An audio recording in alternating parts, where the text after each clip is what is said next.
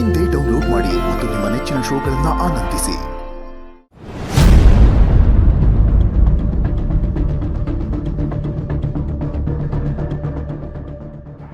ಹೇಳಿದಿಲ್ಲ, ನೆನಪಿದೆ ಅಲ್ವಾ? ಆಚಾರ್ಯರೇ. ಚೆನ್ನಾಗಿ ಆರ್ಭಟಿಸ್ಬೇಕು. ಸರಿ ಆಚಾರ್ಯರೇ.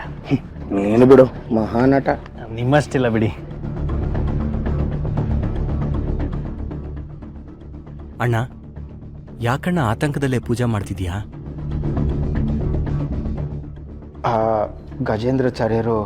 ಗುರುರಾಜ, ಗುರುರಾಜ.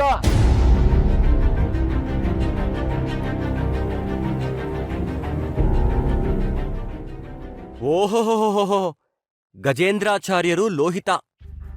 ನಮಸ್ಕಾರ. ಬರಬೇಕು ಬರಬೇಕು. ನಾನು ಕರೆದಿದ್ದು ಈ ಮನೆ ಹಿರಿಮಗನ್ನ, ಅಂದ್ರೆ ನಿಮ್ಮಣ್ಣ ಗುರುರಾಜನ. ಅಣ್ಣ ಒಳಗಡೆ ಇದ್ದಾನೆ. ಈಗಷ್ಟೇ ಪೂಜೆ ಮುಗೀತು. ಬನ್ನಿ, ಕಾಲ್ ತೊಳ್ಕೊಳ್ಳಿ.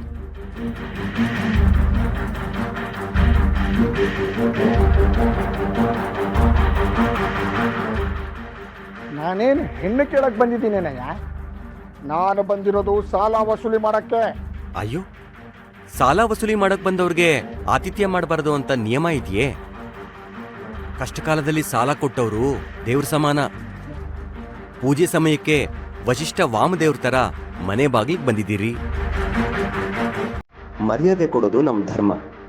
ತಗೊಳ್ಳಿ, ಕೈಕಾಲು ತೊಳ್ಕೊಳ್ಳಿ. ಒಳಗೆ ಕೂತು ಮಾತಾಡೋಣ.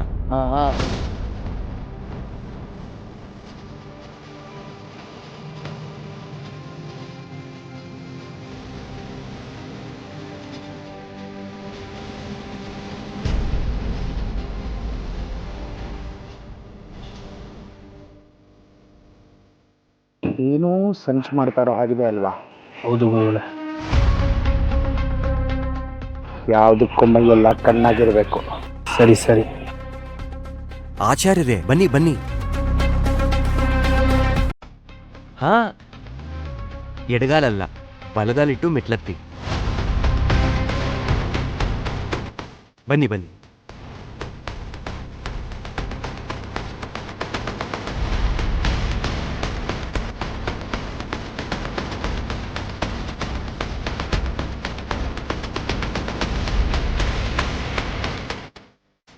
ಕೂತ್ಕೊಳ್ಳಿ. ಹೇಳಿಲ್ವೇನಯ್ಯ, ನಿನ್ನ ಉಪಚಾರಕ್ಕೆ ನಾವು ಬಂದಿಲ್ಲ. ಆಚಾರ್ಯರೇ, ನೀವು ಉಪಚಾರಕ್ಕೆ ಬಂದಿಲ್ಲ. ಆದರೆ ಮನೆಗೆ ಬಂದ ಅತಿಥಿಗಳಿಗೆ ಉಪಚಾರ ಮಾಡೋದು ನಮ್ಮ ಸಂಪ್ರದಾಯ.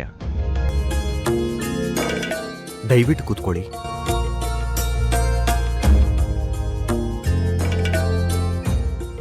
ಅತ್ತಿಗೆ, ಅತಿಥಿಗಳಿಗೆ ಶಿರ ತಗೊಂಬನ್ನಿ. ಹಾ, ಜೇನುತುಪ್ಪ ಸ್ವಲ್ಪ ಜಾಸ್ತಿನೇ ಹಾಕೊಂಬನ್ನಿ.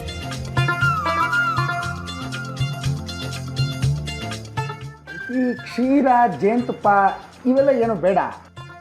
ಈಗಿಂದೀಗಲೇ ನನ್ನ ಸಾಲ ತೀರಿಸಿ, ಇಲ್ಲಾಂದ್ರೆ ಮನೆ ಖಾಲಿ ಮಾಡ್ಕೊಂಡು ಹೊರಡ್ತಾ ಇರಿ.